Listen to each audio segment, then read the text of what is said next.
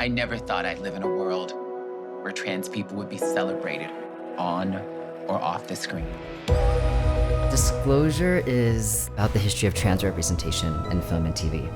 And it looks at the current rise of trans visibility and asks, how did we get here?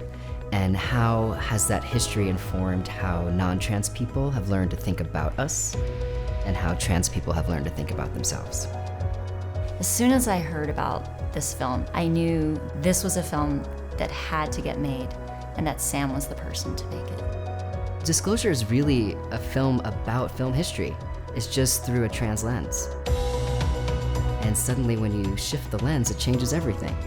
So what does it mean to put your experience in the center? Because that's how history has always been told. It's whoever's telling it puts themselves in the center. So that was the biggest challenge, was constantly checking ourselves for whose story we were centering and how we were centering it and how to be constantly inclusive.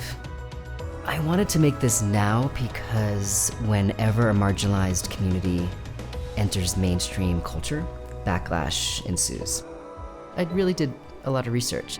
Premiere Pro really just fit this project in terms of being able to have multiple projects open at the same time, to be able to file share really easily with Stacy so we could share cuts back and forth, and to seamlessly work with the archival because it really was able to hold all that material. This is a lot of material that we were working with. You'd still be a man. A man!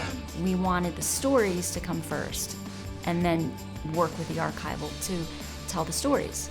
Premiere is really good with different frame rates, but also it's much easier to relink and to share files. When you bring in a clip, it doesn't create a separate file that then is hard to find or takes up a lot of space. Nothing holds you back, and that's really important for independent filmmakers. At the end of the day, it's really about moving as quickly as we can and moving efficiently so we can focus on the story. For the first time, trans people are taking center of their own storytelling. Here we are, and we've always been here. We all need to be seen. I mean, that's just human nature. People need to be seen, we need to be mirrored, we need role models. It's not that the rise of visibility has led to backlash, it's what has come before that has made this backlash possible. It's all these images that people have taken in through their life.